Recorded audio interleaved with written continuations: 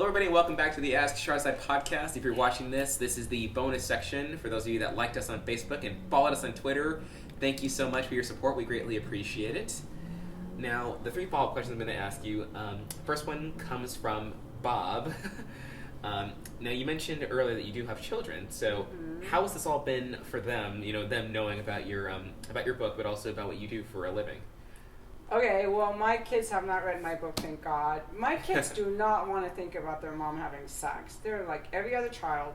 Children do not want to imagine their parents naked having sex.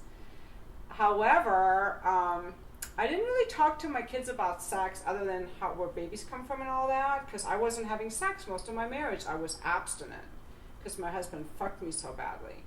And so I didn't talk to them about sex because I wasn't having it, and also I was really uncomfortable talking about sex with my children.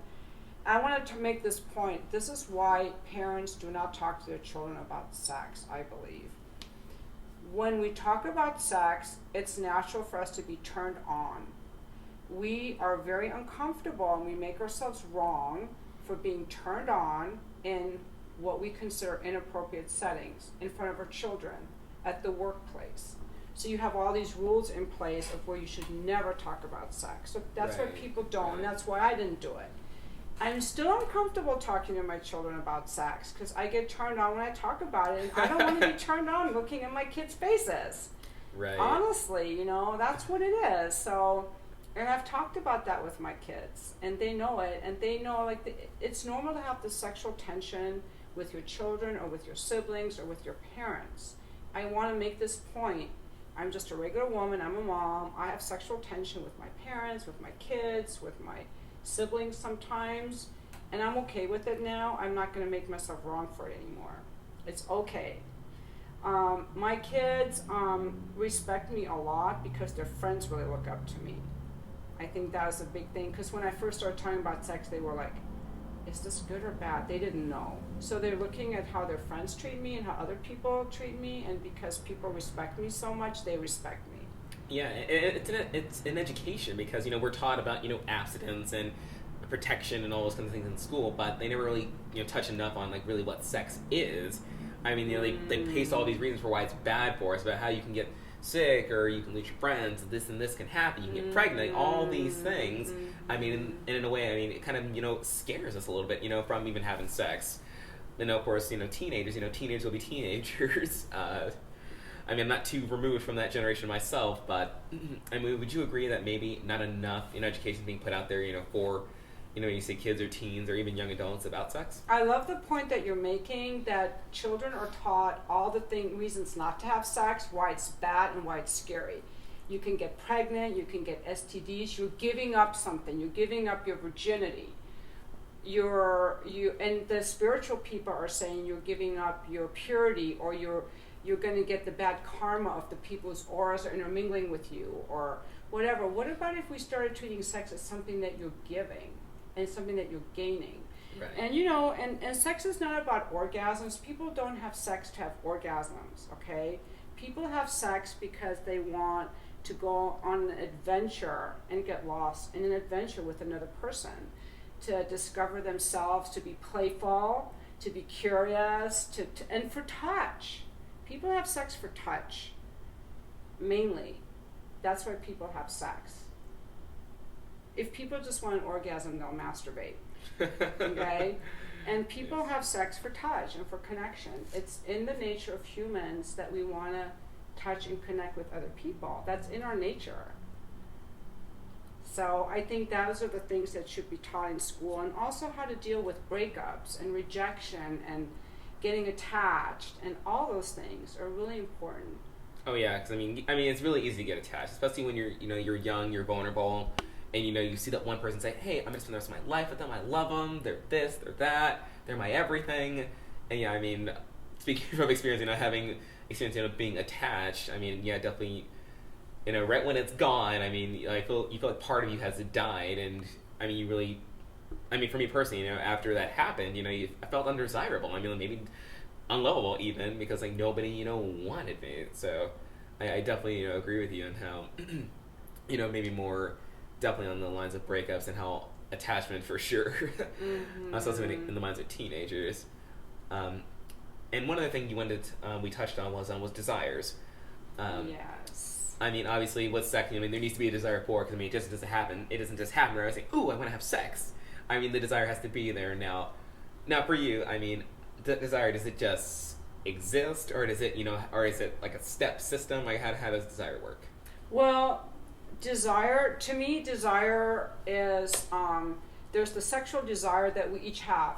That's just innate to us without anybody being around. Like, if I'm not in a relationship, what is my innate sexual desire? And I think this is really important for people to get, because this is what happens when you first meet someone. You're having a lot of sex and you think this is really awesome, and then you get together or you get married or whatever, and all of a sudden you're not having sex and you wonder what the hell happened.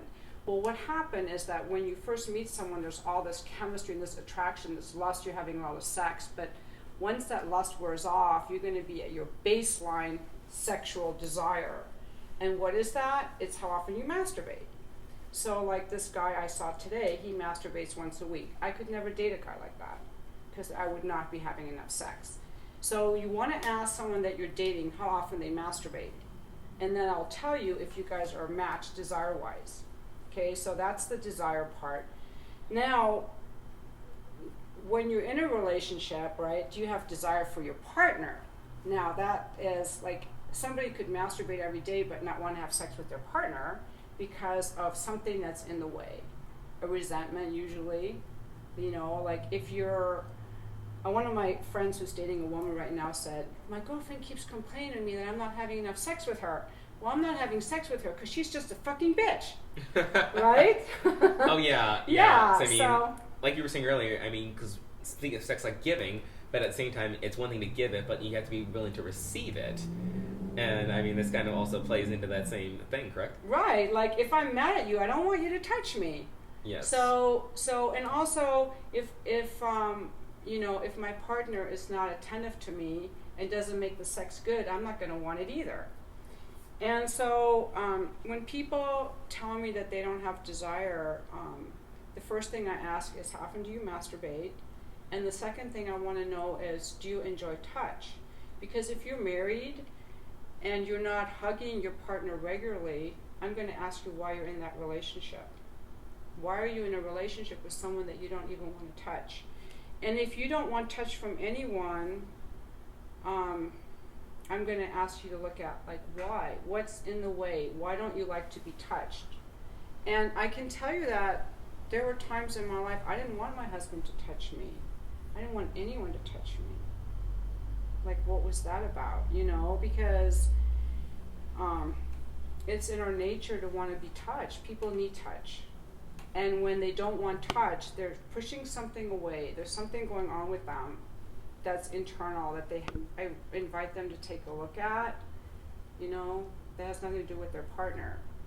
And like my husband and I, we used to do like these 30-second hugs, and like they're awesome. Like even right before I left him, like it was just, I think touch is really important. I want to say something else about touch. Like, I don't want people to have sex like they have it in porn. Like that's the worst sex. No woman's gonna. Oh like yeah, that. yeah. And I see that. And it was like when you brought up that question about how often you masturbate. I mean, now, as a man, I mean, is it ever inappropriate to ever ask your partner that? I mean, even if you've been with them, for say give or take a few months now, and maybe you're just now getting ready to start experiencing sex with that particular person, should you ever feel embarrassed or ever feel ashamed of asking that question?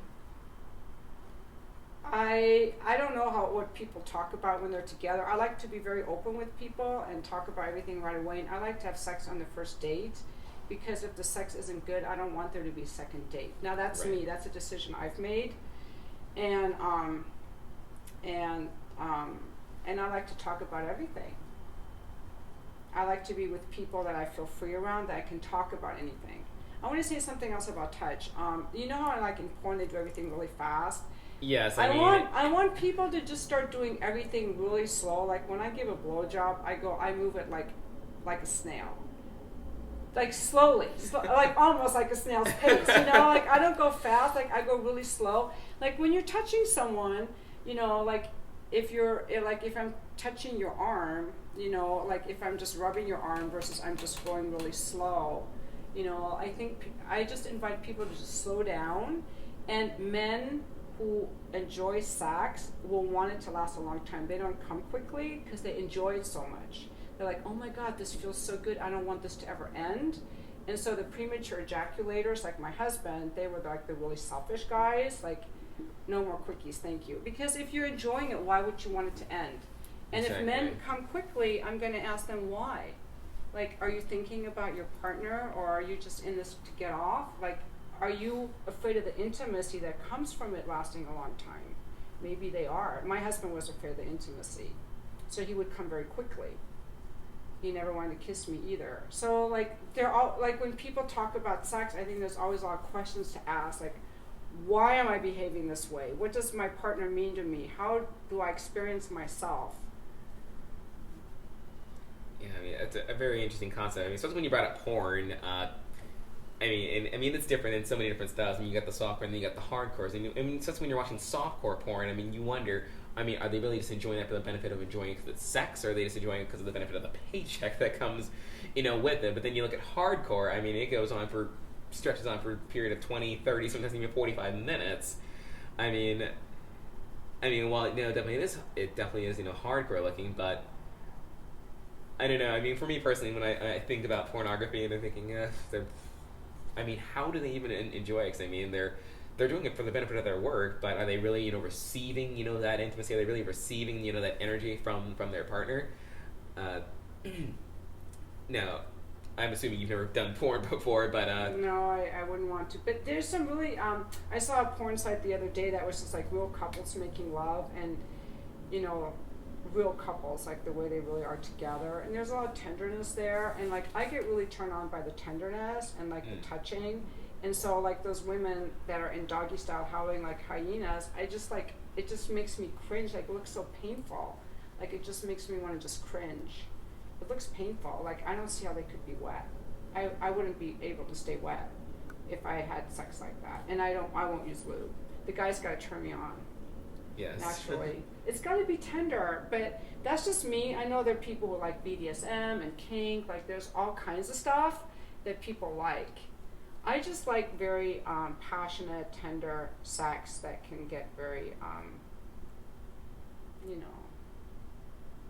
wild too, but I don't get off on the domination, BDSM, spanking, roping, and all that stuff that people are into.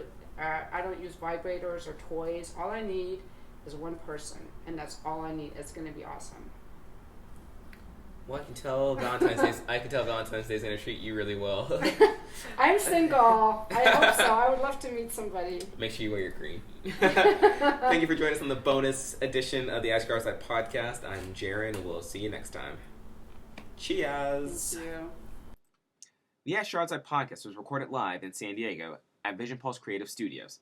Catch up with us next time when we record live during the Ask Charizard podcast book signing on February 11th. And don't forget to like us on Facebook at Charizard Morgan and on Twitter at the Ask Charizard podcast.